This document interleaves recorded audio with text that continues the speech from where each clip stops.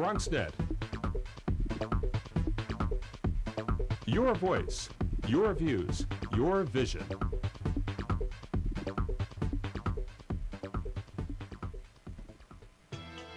The views and opinions expressed on this program are those of the participants and do not reflect the views of BronxNet or the program underwriters. Hello and welcome to the one and only show that opens the Bronx and the rest of the world right to you. I'm your host, Darren Jaime, and of course you are watching the one and only live and interactive talk show bringing the Bronx and the rest of the world to you. It's open. And first up, our legal correspondent, David Lesh, will continue his contractual obligation series with the discussion on non-compete clauses. Plus, it's been a landmark here in the Bronx, but now Woodlawn Cemetery is being recognized internationally. We'll explain what this means for the cemetery and have a little bit more a little bit later on in our show.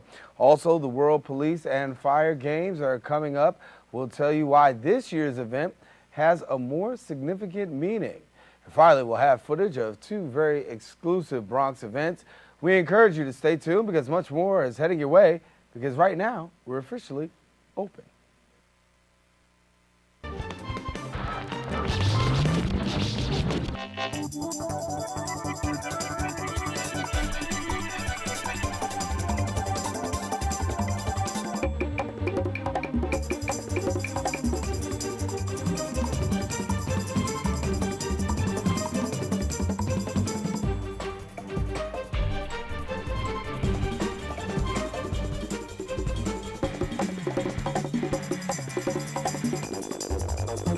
And hello, Bronxites, and welcome to Open. I'm your host, Darren Jaime. Today is Wednesday, July 20th, 2011. And of course, you're watching the one and only live and interactive program that brings the Bronx and New York straight to your TV set. We encourage you to give us a call at 718-960-7241, or you can send us an email to open@bronxnet.org. And we invite you to write us on Twitter as well as tweet us on Twitter, and then also hit us up on the Facebook page. And there you'll also be able to see some past episodes of Open and be able to comment on our discussion board. Well, kicking things off, last week in our legal quarter, we discussed the same-sex marriage law and what accomplishing that goal will mean for the gay community. Well, today, attorney and legal correspondent David Lesh continues his contractual obligation series, but more specifically today, we deal with non-compete clauses, and as always, David Lesh joins us, and good to have you. Nice to see you, Darren. Well, we're back to the contractual obligation series, and the reason why I picked this particular topic, non-compete clauses, is it when it seems in terms of the economy now, the employees really have much less leverage than they've ever had in getting a job. And when they end up finally getting a job, what gets put in front of them many times is a contract with a non-compete clause. Now, what is a non-compete clause? So let's start from the very beginning. It's basically a clause that you're signing that says that if you do leave the employee for at least a certain amount of time, you're not allowed to go to another company to compete against us. Or you can't go and work for yourself and compete against us. It would be, for instance, let's say, you would leave and go to another network and work as a correspondent, do something else there. If you had a non-compete clause with this particular station, you wouldn't be able to do that for a certain amount of time. Right. So that's what a non-compete clause is. The problem is, in this economy, you end up taking any job that you can get, that when this is put in front of you, and it basically says, oh, by the way, if you leave, you can't compete against us for at least 6 months or a year. You can't take another job. Most people don't even think about it. I haven't had a job in so long. I just want this job. I'm probably never going to leave at this point. Right. And they sign the contract. And then sure enough, what happens? A year and a half, 2 years later, they end up not being able to take another job, and they should have been able to do that. And that's why this particular clause is so important, and that's what we're going to talk about. Are they big when you talk about non-compete clauses and the fact of seeing courtrooms deal with issues? How big are non-compete clauses? This is it happens all the time, because in New York, these clauses are enforceable, whereas in California, they're not enforceable. So the question is, when is a non-compete clause going to be used against an employee? So there are certain elements that have to be looked upon when we're talking about non-compete clauses. Okay. First of all, let's talk about the different elements of a non-compete clause. all right? The first element of a non-compete clause that we have to talk about is the reasonableness of the clause itself. Okay, let me talk about this for a second, because when you talk about non-compete clauses, you talk about the reasonableness of it. Okay, so when we look at the reasonableness factor of a non-compete clause, one of the things that people always say is, you know, the things that I'm dealing with, you know, the way that the station, if you use the analogy of the station, the way the station has got me hooked up right now, there's no way that I can be able to survive doing that. Does that qualify in regards to a reasonableness? Well, you know, what most people look at in terms of reasonableness is if you have a particular employment issue and the kind of work that you're doing, if they're asking you to not compete in a much larger area that your employer covers, or that wouldn't be reasonable. Let's give you an example, okay? Let's say you're selling cosmetics for a company that distributes within the 5 boroughs, but the non-compete clause says that you can't go up to Buffalo or up to Syracuse or anywhere in New York State. Well, that's not reasonable. I mean, they're not doing work in those areas. Right. Now, of course, times are different, and now the internet reaches a broader audience, so they can make the argument was, well, there was a time that we only reached the 5 boroughs, but now through the internet we can compete in Buffalo and Syracuse. So no, you can't go up there to compete against us. That would be something that then it would be reasonable. So it's not on a case by case basis. Duration. How long is the non-compete clause for? Is it for 6 months? That seems reasonable. A year? Well, that's a little long. 2 years? Well, that's a long time to ask an employee not to take another job and to compete, especially if this is their own skills. Mm-hmm. Now, remember what the employer's saying. Look, I took the time to train this employee. I made them who they were. They helped my business, but it took me 6 months just to get them to understand my business. Now you're going to let them leave and compete against me with all the knowledge that I gave them? Well, that does make sense. But on the other hand, we as a society want to keep the economy going. And the only way the economy going is creating new jobs. And competition is good. So it's a constant balance that goes back and forth. So reasonableness, duration is looked at, distance. Again, how far is this going to be? How far is it going to expand to the non-compete clause? But what most people don't understand is that you must be getting something back if you're going to sign a non-compete clause. What do I mean by that? It can't just be part of the employment contract as a whole. You must be getting something for giving this up. What do I mean? Well, maybe you're getting more vacation.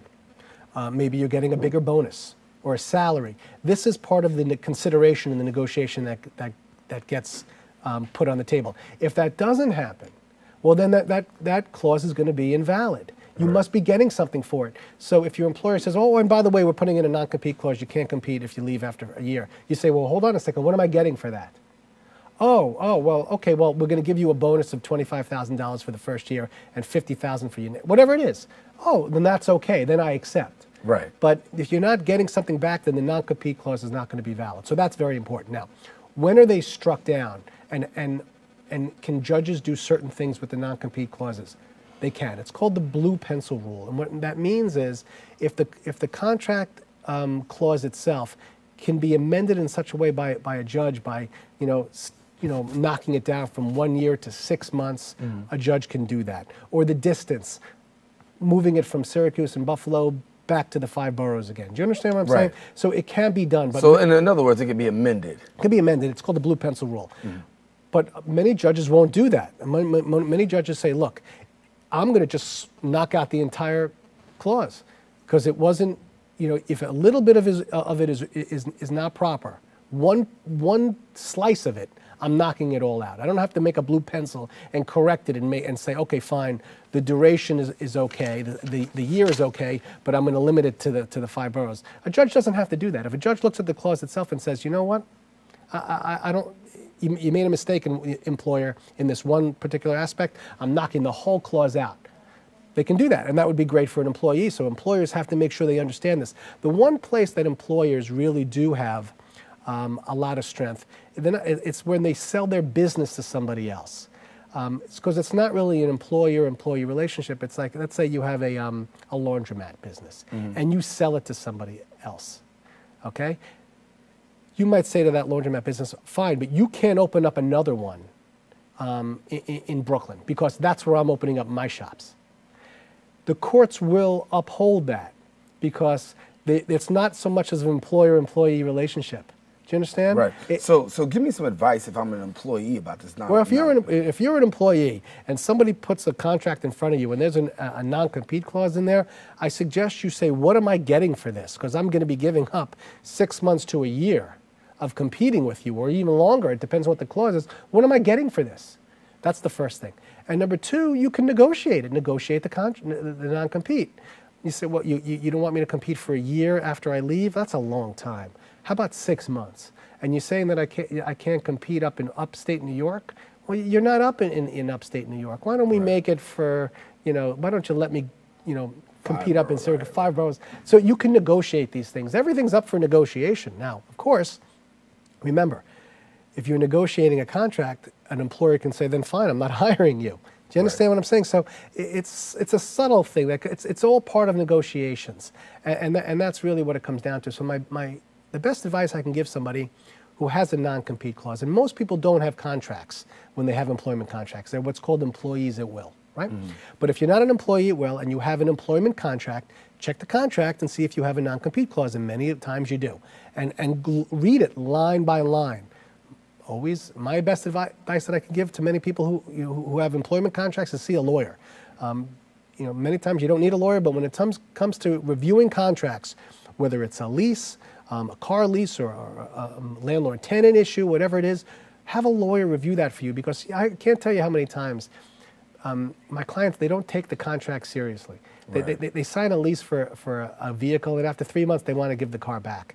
I'm like, well, you have a contract. You can't just give it back. Or they sublet a contract. They sublet an apartment into somebody else's name, or they put their own name into a contract, and they were doing it for somebody else who didn't have financing, and of course that person is no longer around, and they're on the hook. I'm like, well, you signed a contract. Right. And it's the same thing with an employer-employee contract. If you sign the contract and there's a non-compete clause, you can't 2 years later when you decide to leave say, well, I didn't realize what I was signing. What do you mean I can't compete? It's the only thing I know how to do is to be in broadcasting. Who says I can't go to another station? That's what I do for a living. Well, you signed a non-compete clause, so you better why didn't you negotiate this? So it's like anything with a contract. Read the fine print and make sure you go over it with a lawyer, and just to make sure you're protected. No, that's why we bring you on. That's so why I'm give here. us all the stuff. And absolutely. Let us know. And if they have any problems, they can ask you. They can ask me anything. And you're on Today's Verdict? I am. Today's Verdict. Every 2 weeks we're shooting a new show. We have some great shows coming up. And I want people to call in with any kind of questions that they have. And if they have a good legal topic or idea, I'll put them on the show. All right. David Lesh, good to have you. Nice to be here. Our legal correspondent, David Lesh. And as always, you can catch him on Today's Verdict. And as you said, you'll check BronxNet time and listing to find out exactly when the show is airing. And you got some good stuff on there, so make sure you check them out. Got to take a quick break, but guess what? After the break, the Woodlawn Cemetery has been designated the nation's highest property recognition. Stay tuned to find out about the latest national landmark when we return.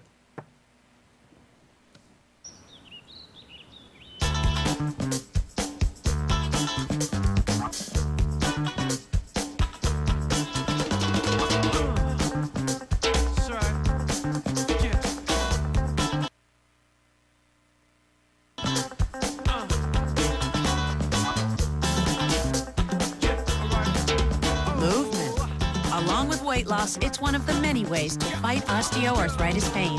For more information on managing pain, go to fightarthritispain.org. Did you find the flashlight and the batteries? Yes. Did you make sure we're not missing anything in the first aid kit? Yep. Did you go through the plan with the kids again? Yes. The more you prepare today, the more you'll be able to reduce the devastating effects of a tornado, an earthquake, a power outage, or any other disaster. Keep going for me, I'm sorry. 1, 2, 3, 4, 5, 6, 7, 8, 9, 10. So here are the keys. Congratulations, it's officially yours. I'm sure you'll have many happy years here. Except for you, because you'll be gone 3 years from now, struck down by the same disease that got your father. So you won't be around for them. And sadly, it could have been detected early with a simple test, but you didn't have it. Okay, who wants to check out the backyard? For a list of tests every man should have, go to ahrq.gov.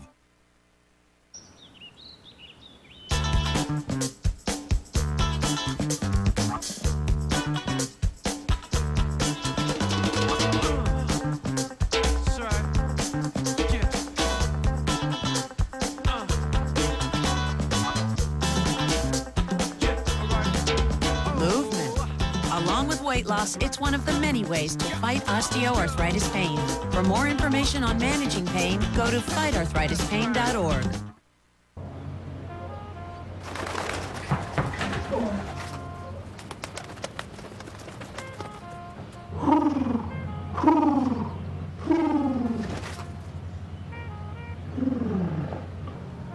E3. Nice, Dad. Nice, Dad. Nice. Charles! Nice, Dad. You don't have to be perfect to be a perfect parent. There are thousands of siblings in foster care who'll take you just as you are. Welcome back to Open. On June 30th of this year, Secretary of the Interior, Ken Salazar, made the announcement the Woodlawn Cemetery is now a National Historic Landmark. This, of course, is the highest honor a property can receive. The cemetery is the final resting place to some of the country's biggest names. People like Fiorello LaGuardia, I should say, Duke Ellington, Miles Davis, Madam C.J. Walker, and much, much more. Director of Historical Services, Susan Olson, now joins us on the set to talk about the latest edition of the list of national landmarks and the upcoming 150-year anniversary of the cemetery. And Susan, welcome. Thank you for having me. Glad to have you here. We should say congratulations. Thank you very much. First of all, the historic designation. First of all, what does this actually mean for the cemetery? National Park Service has two programs. One is the National Register of Historic Places, which most people are familiar with. If a building's 50 years old, it has significance, it can be on the National Register. Then the higher program is the Landmark Program. There are only about 2,500 landmarks. And those are buildings of national significance or historic properties that should be looked at nationally as being the best of the best. And that's what we decided to go for. So with that, the process is long and tedious. It took us 3 years. You have to fill out a rather complicated nomination form. You nominate yourself is what you do. Right. And you list all the significant things about your property. With Woodlawn, we had 250 contributing structures because so many famous architects and artists built our memorials, but then it was also the significant people. Then from there it goes to the Park Service, the staff reviews it, committee reviews it, board reviews it, Secretary of the Interior reviews it, and 3 years later you become a landmark. Wow. And so you've gone through this process. Correct. What's the feeling like amongst those at the cemetery just knowing that you're able to receive this designation? Well, it sort of makes something we already knew official. Woodlawn is a very important cultural resource. It's a very significant site in America, and it just happens to be located in the Bronx. And we already knew that, but just like with anything, you need that seal of approval. You need it to be recognized. What it does for us is it does two things. Protects the cemetery. If any federal money is being used that might negatively impact us, the project stops until they determine if the landmark will be protected. The other thing it does, it makes us eligible for grant money. There are a lot of historic preservation grants that if you're not a landmark, you're not even eligible. So it puts us a cut above, hopefully for restoration dollars, for programming dollars, for those kind of things. So there's several different reasons to become a landmark. And you kind of led into my next question because somebody outside might say, crazy question, you're a cemetery. What more restoration actually needs to occur? What are some of the things that the cemetery really would like to see happen within its own parameters? What you have to understand is we have 1,316 mausoleums. Many families take care of their properties. Many families are gone. They've left New York State or they've died out. How are we going to care for these works of art? You've got some of the architects. John Russell Pope, the guy who did the Jefferson Memorial, the National Archives, designed 3 of our mausoleums. Where else can you see McKim, Mead, and White, the folks who give us wonderful, extraordinary structures like the Metropolitan Club? They did 12 things at Woodlawn. There is no better place in New York City that if you want to see all the great architects within a mile, you can see them all with our buildings and memorials. We have one of the largest collections of Tiffany windows. Our bronze sculpture is unrivaled. We get to see those things. They're, it's a great place to take a walk, but we've got to protect them. We have to preserve them. So when you talk about the Woodlawn Cemetery, obviously we know here in the borough of the Bronx, it has definitely been a historical place. We've been talking about this for years and for many years here in the borough of the Bronx. What do you think the nation is going to be able to experience now knowing that this has this historic registry? I think what they know is they can, when they come to New York City, they can hop on the 4 train, get to the last stop, and see something amazing while they wait to go back to the Yankees game. It gives them something else to do. Also, it's free. You can wander around. Everything is free. Beautiful trees, beautiful artwork. Spend a day. Talk about the 150th year anniversary, because obviously a major milestone. Woodlawn will be 150 years old in 2013, and we're planning a series of celebrations, exhibits, books, all sorts of different programming things so that people can celebrate their personal legacy. We encourage folks to reconnect with us. There's a whole lot of space out at Woodlawn. If your family hasn't used it, come and claim it. Also, give us your family history. Woodlawn has 300,000 people buried there, from the richest of the rich to the poorest of the poor, and everybody's story deserves to be told. We want people to submit their family stories so that we'll have this big online database where you can look people up and celebrate your past and their accomplishments in life. So 300,000 yes. are actually in Woodlawn. Yes. Wow. Wow, that's amazing. It's a lot of folks. It's a lot of folks, but we're also still active. We bury 1,000 people a year. We cremate 2,000. So we serve about 3,000 families a year. And that's, you know, the image is Woodlawn is old and historic and not active. We are still incredibly active on a daily basis. What would you like to see happen in the near future? What I would like to see happen is that people aren't afraid of cemeteries, that they realize that they're beautiful places. They were designed for you to achieve peace, for you to contemplate your life, the lives that went before you, and for you to celebrate your family's past. You need to go. Don't be afraid to go to the cemetery. Enjoy it, but also take that personal moment to think about who went before you and how you need to honor them. Take a look real quick. We're seeing this stained glass window here. Tell us about this. Is one of our wonderful Tiffany windows. It's in the Harbeck Mausoleum. Many of our families commissioned some of New York's greatest artists to do windows, to do bronze doors, to do the design of the memorial. You were in the city where there was so much talent. Even today, people are doing custom monumentation because we've got folks who can carve those things, who can show these images. So having a memorial that tells your story has been an important thing, and Woodlawn's always celebrated that. This is the Leeds Mausoleum, which was designed by John Russell Pope, who designed the Jefferson Memorial. It was built in 1910. So that's the Leeds. That's the Leeds. Yes. And so now people who come through, what are we seeing here before we go? Oh, this is the Harkness Mausoleum. James Gamble Rogers, who designed the tower at Yale, designed the library at Columbia University. Right. Again, this family loved his work. It's, would you design our final resting place too? And so oftentimes people would work with the same architect, same sculptor they knew throughout their life. And we're seeing it right there. And so there's a lot of history that's actually out here. And so I think you really hit on it, because I think a lot of people, sometimes people are just scared of the cemetery, have the stereotype of the cemetery. But really, when you look there, it's quite peaceful.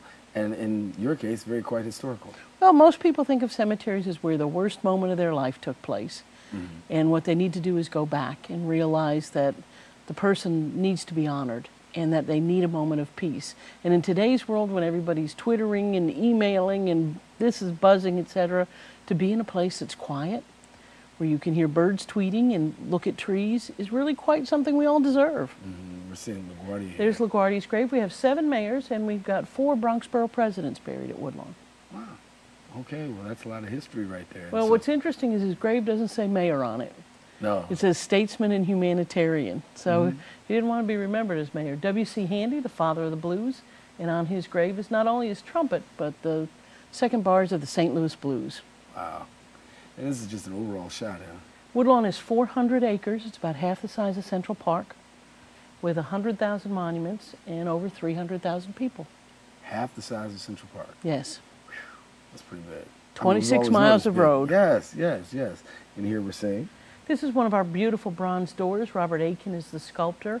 Again, you can tell so many stories of grief and loss, beautiful artwork, and just a family celebration of the lives of who went before them. So when you look at the different things that are out there, and we're seeing another piece, I'm going to let you tell about this first before I ask the question. Oh, I brought this because it's so hot out. It's our snowman. This man was lost in an Arctic exploration, and his wife decided to show him going home. But I figured since it's going to be 90-some-odd degrees today, everyone could get a little bit of a cool breeze by looking at DeLong. Cool, we need to enjoy the hot weather while we've got it, I tell you. But of all the pieces and all the things that are there at the cemetery, what would you consider to be the one that really stands out the most to you? The unmarked graves. The people who've been forgotten. James Reese Europe's wife is in an unmarked grave. The woman who wrote Shine on Harvest Moon's in an unmarked grave. There are people out there that we've forgotten, and it's our job to remember them by either writing a story on them or finding somebody to get their marker. Everyone deserves to be memorialized. No one should be forgotten. So when you have these forgotten people, I mean, I'm quite familiar. I remember taking my son to Washington, D.C., watch the Tomb of the Unknown Soldier, and knowing that, and even how people will still, to this very present day, trying to find out who that person actually is. What can people do in that, in regards of remembering those people who've been forgotten? That's the wonders of online. We'll be mixing this up online. You can physically be out there. That way you can look at things back and forth. It's all about our history, not forgetting, and using whatever tool, whether it's a beautiful gravestone to remember somebody or some sort of piece of information we can gather from the internet, to not forget people. Somebody's out there watching this. Are tours available? Yes, our Friends of Woodlawn organization gives tours in the spring and the fall, or if you've got a group that just wants to come out and tour, please do. We have lots of meetup groups that come out, lots of special organizations, whether it's bird watchers, mushroom collectors, people who collect leaves in the fall. Just give us a call. Come on out. All right. Well, thank you so much, Susan, for coming. Thank you for having us. And best wishes and congratulations on the designation. And I know we'll be looking forward to seeing and hearing more as 150 Our party's October 16th, and we hope all the Bronx comes out. All right. Thank you so much. Thank you. All righty. Well, we encourage you to stay right here because there is more open coming up right after this, and you don't want to leave us yet.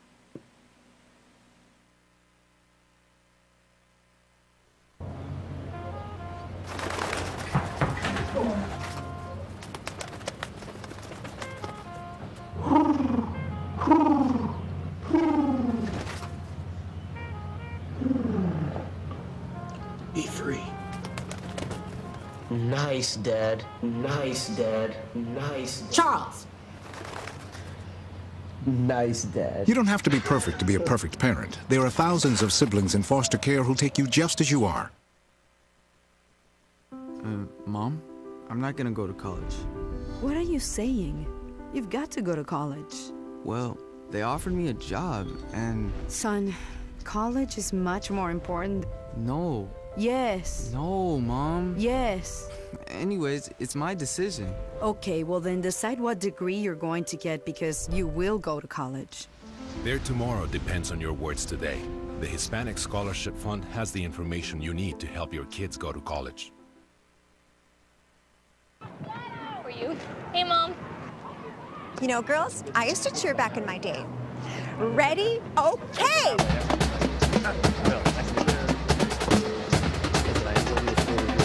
Good, let you know right now. Go team! That was amazing, amazing, amazing. Mom, that was amazing. You don't have to be perfect to be a perfect parent. There are thousands of siblings in foster care who'll take you just as you are. Presentation of everything, right? Okay. Sure. 1, 2, 3, 4, 5, 6, 7, 8, 9, 10, 11, 12. I remember 13, how much you said 14, you liked mine. 15. Oh.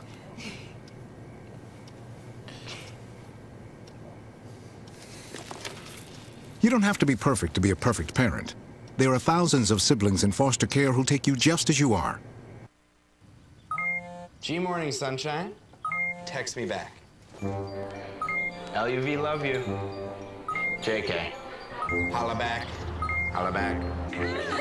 Are you with your friends? That's lame. We're in a huge fight right now. XO. What'd you dream about? Something I did. Are you on your way to the mall? I'm lonely. Nude pics. Send me some. Text me. The magical thing about using energy wisely is that anyone can do it. Turn off lights. Use energy-saving light bulbs. And turn off computers and game systems when not in use. Make a change and we can really fly. Grab a grown-up and go online to energy.gov/kids. Did you know that getting up and getting active for just 60 minutes a day is all it takes to help you get stronger, look better, and feel great? Or that fresh fruits and veggies aren't just healthier and crunchier, they can taste better too? Eating better and getting more active is easier than you think. Yeah! Keep watching for some fun and easy ways to discover the magic of healthy living in your life. America. Let's get healthy together!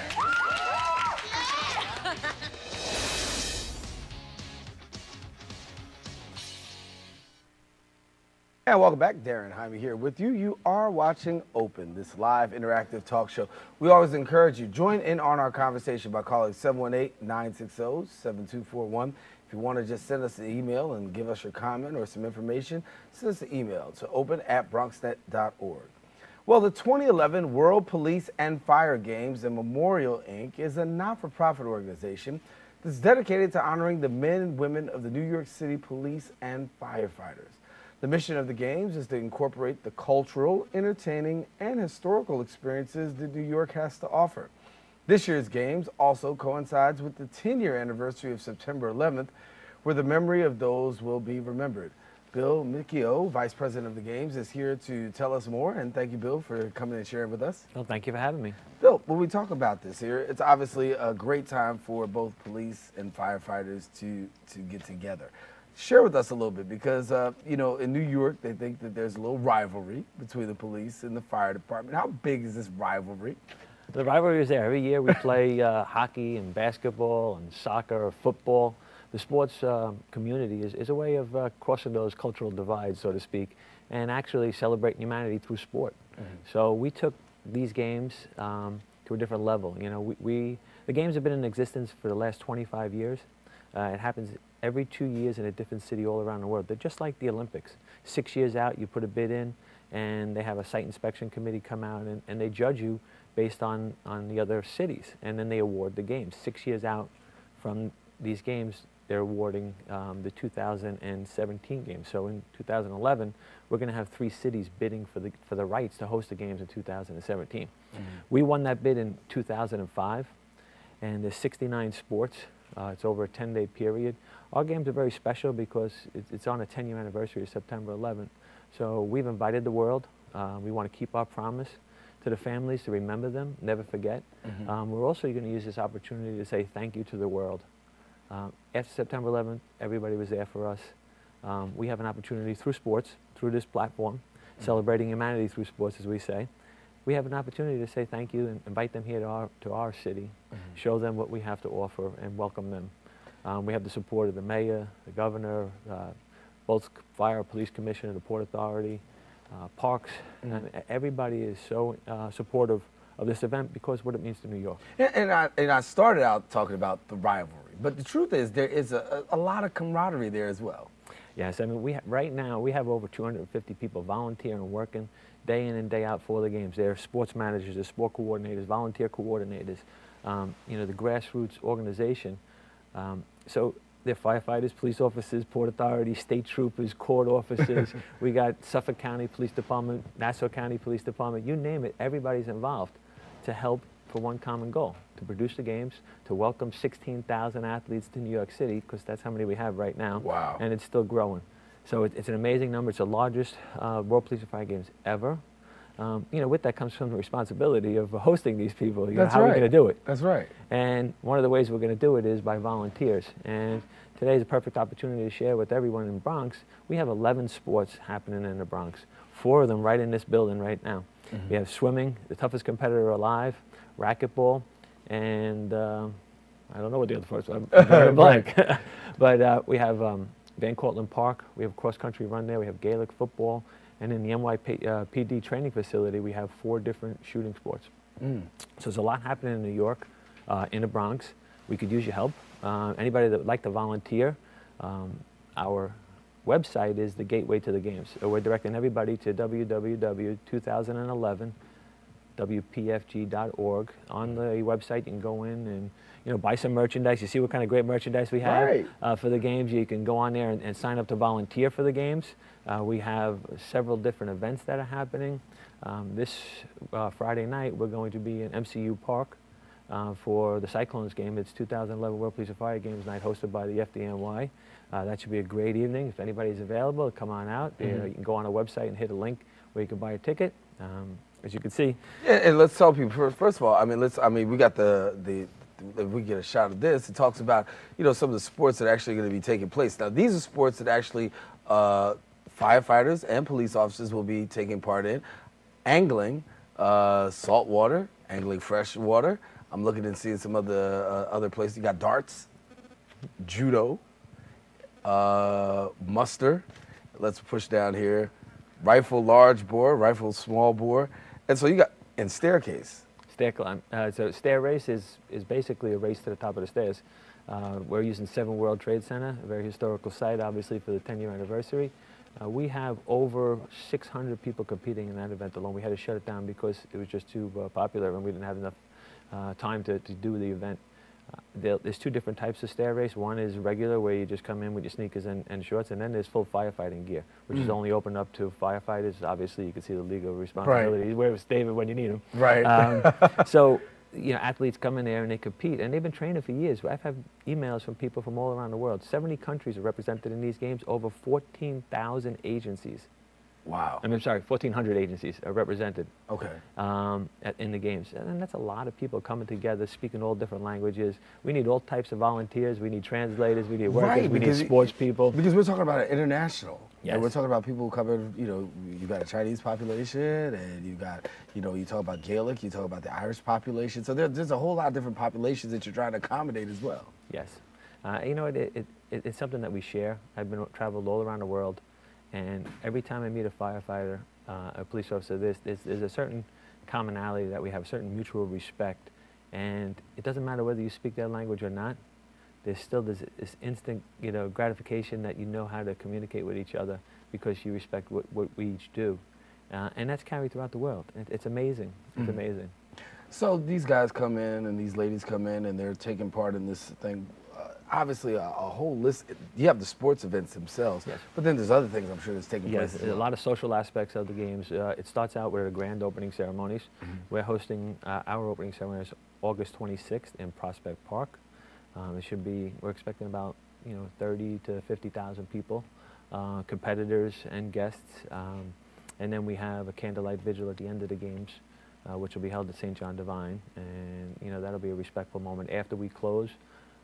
Our closing ceremonies on the 4th, we'll have a moment of reflection, and it should be a special time for everyone to just take a little moment and remember why we're here.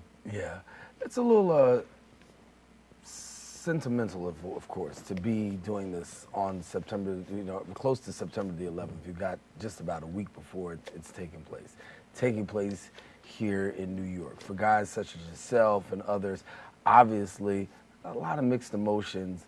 While you have a sense of joy that all the brothers are coming together, there also has to be a sense of remembrance as to the things in the events that have taken place. Definitely. For me, I've been a fireman for 24 years. I work right here in the Bronx in Ladder 49.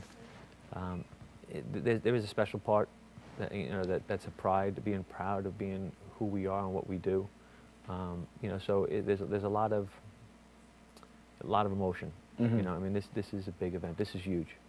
And to be on the spotlight, the world spotlight, to welcome people in New York, is a great opportunity for us to show the world that September 11th happened. We saw what the worst of humanity had to offer. Right. After September 11th, you saw what the best of humanity had to offer.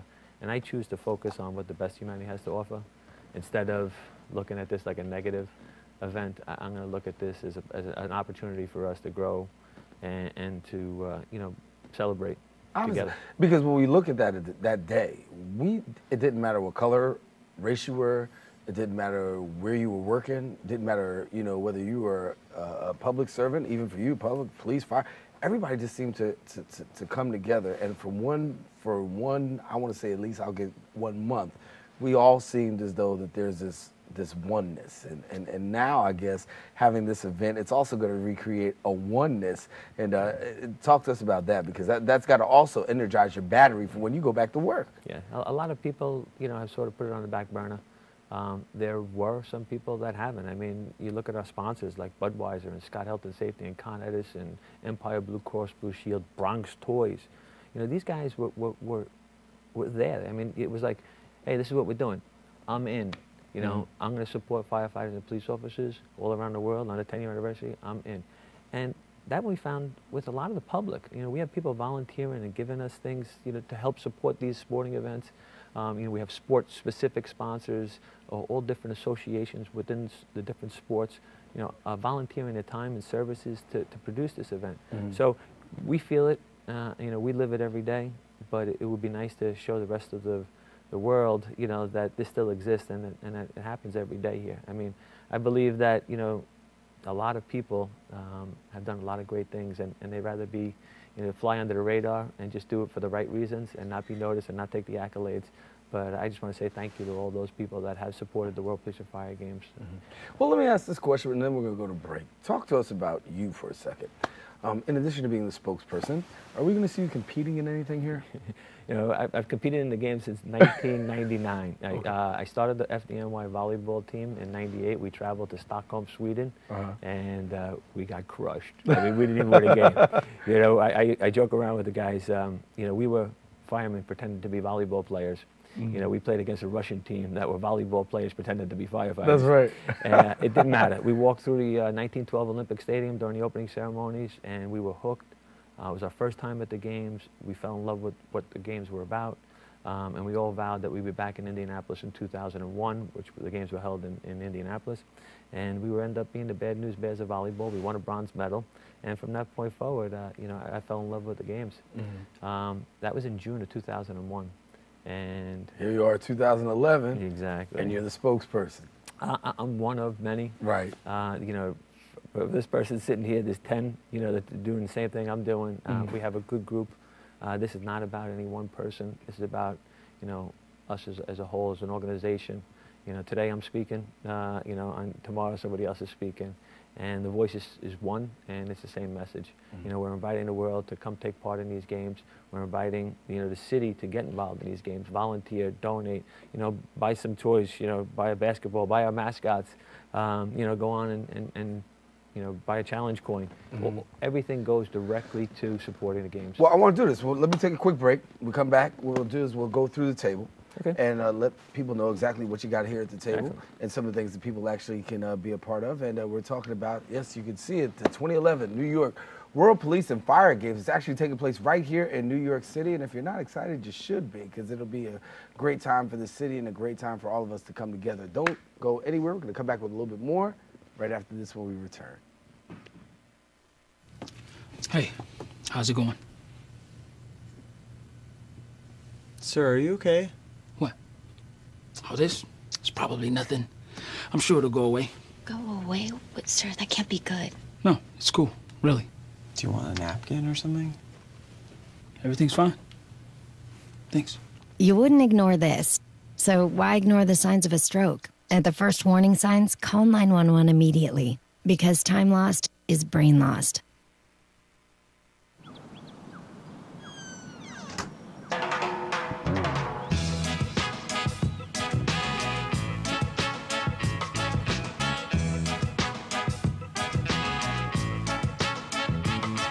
Hands can do incredible things. Now they can even help save a life with hands-only CPR. If you see an adult suddenly collapse, just call 911, then push hard and fast in the center of the chest until help arrives. Learn more at handsonlycpr.org. We can all be energy savers. It's easy. Turn off lights. Use energy-saving light bulbs. And turn off electronics and appliances when not in use. Make a change and we can really fly. Learn more at energy.gov/kids. Did you find the flashlight and the batteries? Yes. Did you make sure we're not missing anything in the first aid kit? Yep. Did you go through the plan with the kids again? Yes. The more you prepare today, the more you'll be able to reduce the devastating effects of a tornado, an earthquake, a power outage, or any other disaster. G morning, sunshine. Wakey, wakey. Text me. Are your parents home later? We can hang. LUV love you. JK. Holla back. Holla back. Holla back. Are you with your friends? That's lame. We're in a huge fight right now. XO. What'd you dream about? Something I did. Are you on your way to the I'm mall? lonely. Nude pics. Send me some. Text me.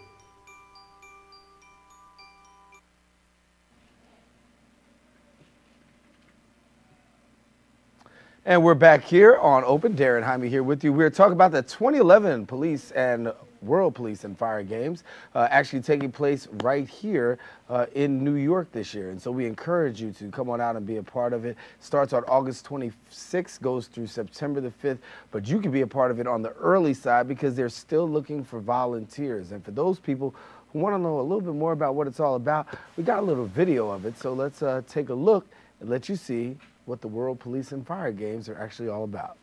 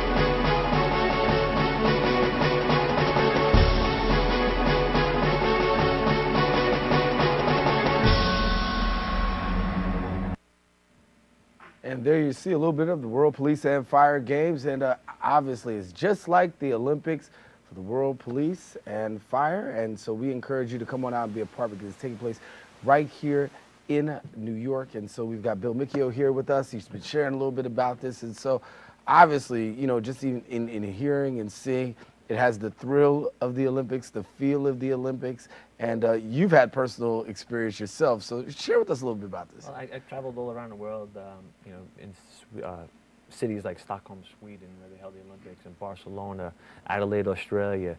I've been to Tokyo and ran up the Tokyo Tower in my firefighting gear. But always, the main thing is, remains constant is the people. Mm-hmm. You know, it's a celebration, you compete. Your adversary's on the court, and as soon as you get off the court, you're trading T-shirts, and it's just an amazing experience. Wow. So let's walk here on this table because there's a lot of activities that are going on and a lot of things that people can purchase because there is the opportunity to talk about things for charity and yeah, charity donations and things of that nature. But as we said, it's basically almost like the Olympics, and so we're seeing some things, and I want our cameras to jump on down here. The camera 2 maybe will jump on down and take a look at the table, and you share with us a little bit about each of these things. It's funny. We met actually a survivor. Bill Long started Bronx Toys. His father was killed in the line of duty, a police officer, New York City police officer in Queens, and my grandfather was also a police officer killed in the line of duty in 1942. So we had a little connection.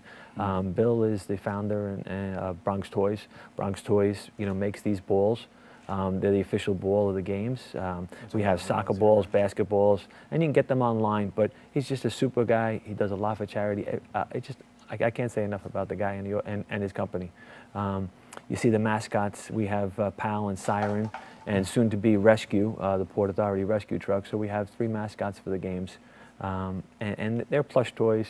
They're available online. And every single thing that we raise and sell, you know, we have a profit share that goes directly to supporting the games. That's not to pay employees. We have 2 paid employees in the whole organization, and that's it. Everybody's a volunteer, and all these, you know, money that we raise, the revenue streams that we develop, go directly to producing the games, to paying the officials, to renting the facilities. You know, we have merchandise like hats. We have an official challenge coin, a commemorative coin, which you can see one side, you know, has our logo, and the other side, you know, basically has that little remembrance element, which you could turn it over and see. And okay, we'll see if we get a shot of this one here, because it does have, we have a remembrance coin. We'll see if we get it up here. And of course, so this gives us opportunity to remember exactly. Exactly. Turn around And they're great gifts. You know, I've bought a ton of these, and I've just been handing them to the friends that everybody that's supporting me. I just give them a little token to remember, you know, what their support meant to me in the World Police and Fire Games. You know, we sell merchandise. We have all you know, World Police and Fire Games shirts and the merchandise that we'll have it at Jacob Javits Center, which is our main hub for the games in Manhattan. There's 21 sports are being held in the Jacob Javits Convention Center. 8 sports will be on Randall's Island, including track and field, ultimate firefighter, and all your field sports, lacrosse, rugby, soccer, which is huge. And then we have over 149 hockey teams, ice hockey teams playing. We have 10 sheets of ice from here to New Jersey out to Long Island. It's amazing, and that's a great tournament. We also doing events. You know, I told you about Friday night at MCU Park. Right. Every other Thursday night we have the Road to the Games, a bar tour, and next Thursday night, the 28th of July, we're going to be in Yellowtail Grill on 3rd Avenue in Brooklyn, and it's an opportunity for us to create awareness. You know, go into a community, you know, do a little fundraising, grape some volunteers to sign up, and it's just a nice way to pave the road to the games. Let me see that book right there. You usually have a very special book. I ended up, when I went to Tokyo, they, the Japanese firefighters that I had met over the years at the games invited me after to come and give a talk, you know, about 9/11, about my involvement in the games, and to basically let them know what we were doing here in New York. And the Japanese culture is very traditional, very you know, strong and rich in tradition and culture. And you know, they sent us over 10,000 T-shirts that said, "Japanese firefighters are with you in spirit after September 11th." And that really meant a lot to me personally. So when I had the opportunity to go over there and share a little bit of ourselves and invite them here on the 10-year anniversary, it meant a lot. Well, Bill, thank you so much for coming and sharing with us a little bit about this. And we want people to become involved, and so we want you to definitely give the contact information out again so people want to get it. Our website is 2011 WPFG.org. That's the doorway to the games. Everything, go around, search, you know, find a lot of information out there. There's volunteer information, there's sports information, there's locations. If you just want to come out and support your team, you know, during the games, every event is open to the public free of charge. All right, so we want you to do that, become a part of it. As we said, the games are taking place from August the 26th all the way up to September the 5th. You'll find out if you go on the website, and if you look at the website information that we have here at the bottom of the screen.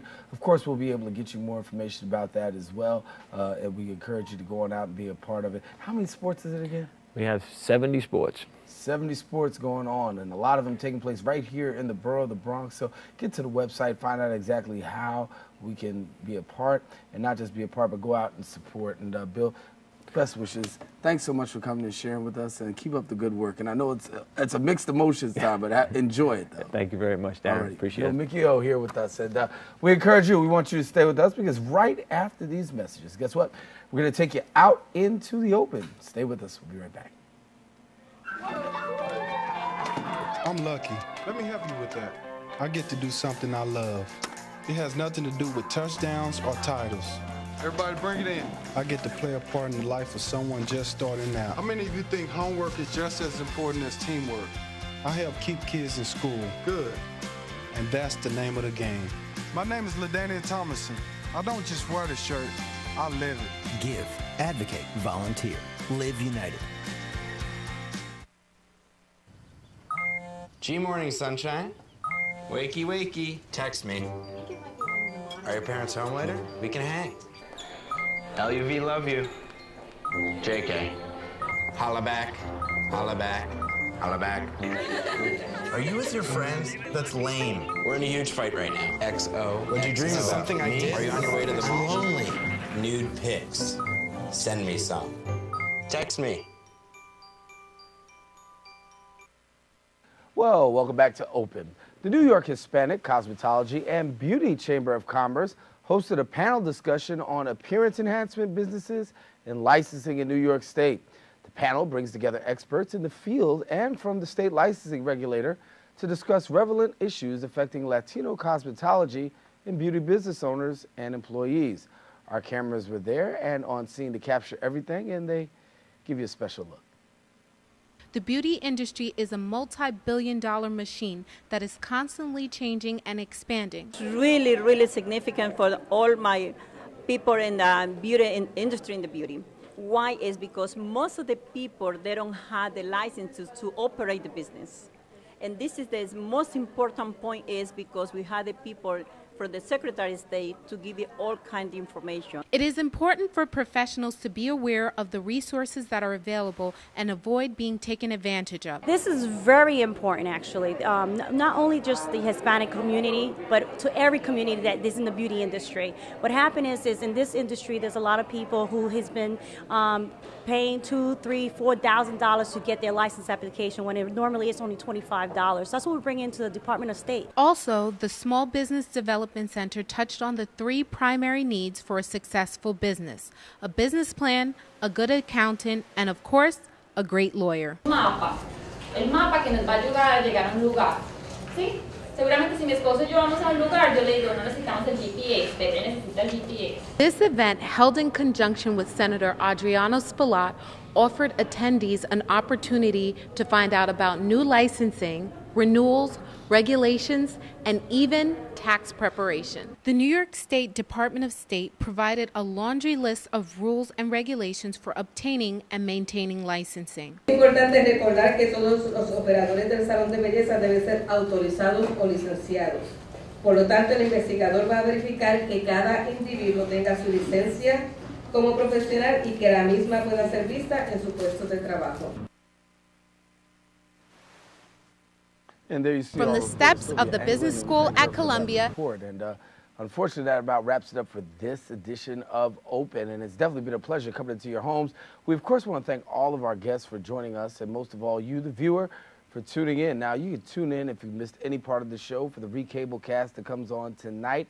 BronxNet's Channel 67 at 10 p.m. If not, and you desire a brand new, fresh episode of Open, all you got to do is come back Friday, 10 o'clock. My girl, Rena Valentine, she is the host, and she'll be bringing you all the information. So we encourage you to keep your heart, your mind, but most of all, this channel wide open. For all of us here on the set, I'm Darren Jaime, thanking you for watching.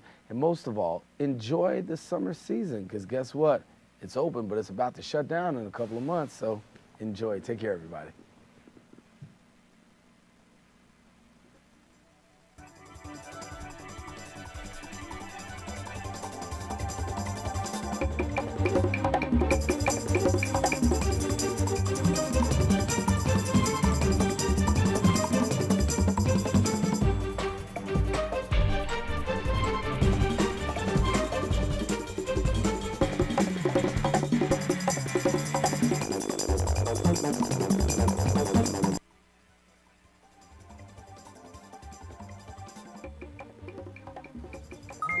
G-Morning, sunshine.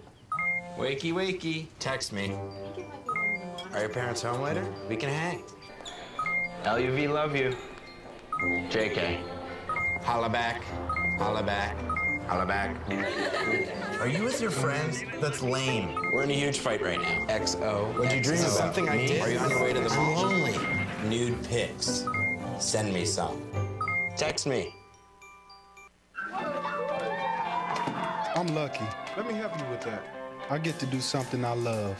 It has nothing to do with touchdowns or titles. Everybody bring it in. I get to play a part in the life of someone just starting out. How many of you think homework is just as important as teamwork?